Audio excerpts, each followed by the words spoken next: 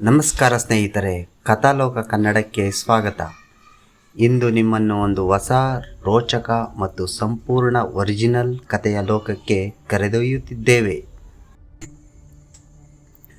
ಕಣ್ಮರೆಯಾದ ಗ್ರಾಮ, ಅಧ್ಯಾಯ 1. ಮಳೆ ಸುರಿಯುತ್ತಿದ್ದ ರಾತ್ರಿ.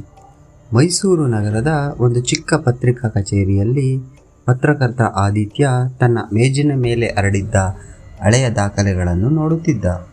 ಕಳೆದ 5 ವರ್ಷಗಳಿಂದ ಅವನು ವಿಚಿತ್ರ ಘಟನೆಗಳ ಬಗ್ಗೆ ವರದಿಗಳನ್ನು ಮಾಡುತ್ತಿದ್ದ.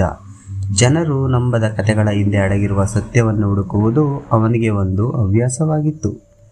ಅಷ್ಟರಲ್ಲಿ ಕಚೇರಿಯ ಬಾಗಿಲು ನಿಧಾನವಾಗಿ ತೆರೆದಿತು. ಒಳಗೆ ಸುಮಾರು 70 ವರ್ಷದ ಒಬ್ಬ ವೃದ್ಧ ಬಂದರು. ಮಳೆಯಿಂದ ಅವರ ಬಟ್ಟೆಗಳು ಸಂಪೂರ್ಣ ಒದ್ದೆಯಾಗಿದ್ದವು. ಅವರು ಮಾತಾಡದೆ ಒಂದು ಹಳೆಯ ಕಂದು ಬಣ್ಣದ ಲಕೋಟೆಯನ್ನು ಆದಿತ್ಯನ ಮೇಜಿನ ಮೇಲೆ ಇಟ್ಟರು. ಇದರಲ್ಲಿ ಒಂದು ಗ್ರಾಮದ ಕಥೆ ಇದೆ, ಆದರೆ ಅದನ್ನು ಸುದ್ದಿಯೆಂದು ನೋಡಬೇಡ, ಅದು ಎಚ್ಚರಿಕೆ. ಆದಿತ್ಯ ಏನಾದರೂ ಕೇಳುವಷ್ಟರಲ್ಲಿ ವೃದ್ಧ ಹೊರಟು ಹೋದರು. ಲಕೋಟೆಯೊಳಗೆ ಒಂದು ಹಳೆಯ ನಕ್ಷೆ, ಮಸುಕಾದ ಕಪ್ಪು ಬಿಳಿ ಫೋಟೋ ಮತ್ತು ಒಂದು ಕಾಗದ ಇತ್ತು.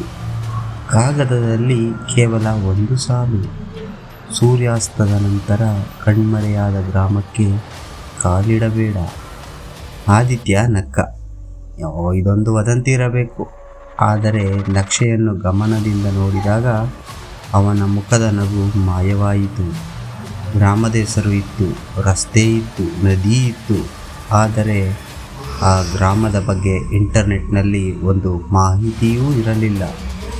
ಮರುದಿನ ಬೆಳಿಗ್ಗೆ ಅವನು ತನ್ನ ಕ್ಯಾಮರಾ, ನೋಟ್ಬುಕ್ ಮತ್ತು ಬ್ಯಾಗ್ ತೆಗೆದುಕೊಂಡು ಪ್ರಯಾಣ ಆರಂಭಿಸಿದ.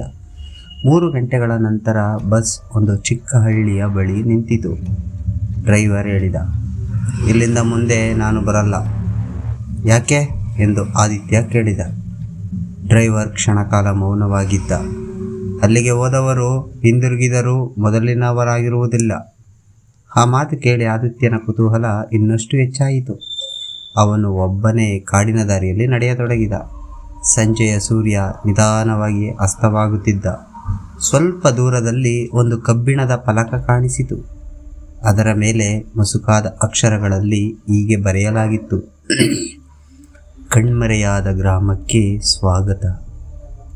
ಅದರ ಕೆಳಗೆ ಇನ್ನೊಂದು ಸಾಲು: ಒಳಗೆ ಬರುವುದು ನಿಮ್ಮ ಆಯ್ಕೆ, ಆದರೆ ಹೊರಗೆ ಹೋಗುವುದು ನಿಮ್ಮ ಕೈಯಲ್ಲ. ಆದಿತ್ಯ ಒಂದು ದೀರ್ಘ ಉಸಿರು ಎಳೆದ. ಅವನು ಗ್ರಾಮದೊಳಗೆ ಮೊದಲ ಹೆಜ್ಜೆ ಇಟ್ಟ. ಅದೇ ಕ್ಷಣದಲ್ಲಿ ಅವನ ಕೈ ಗಡಿಯಾರ ಸಂಜೆ 6ಕ್ಕೆ ನಿಂತಿತು. ಕಾಡಿನಲ್ಲಿದ್ದ ಎಲ್ಲ ಹಕ್ಕಿಗಳ ಧ್ವನಿಯು ಒಂದೇ ಕ್ಷಣದಲ್ಲಿ ಮಾಯವಾಯಿತು ಮತ್ತು ಅವನ ಹಿಂದೆ ಯಾರೋ ನಿಧಾನವಾಗಿ ನಡೆದು ಬರುತ್ತಿರುವ ಹೆಜ್ಜೆಯ ಶಬ್ದ ಕೇಳಿಸಿತು.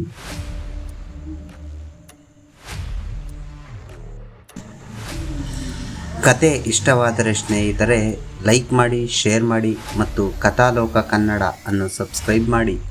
ಮುಂದಿನ ಅಧ್ಯಾಯದಲ್ಲಿ ಮತ್ತೆ ಭೇಟಿಯಾಗೋಣ.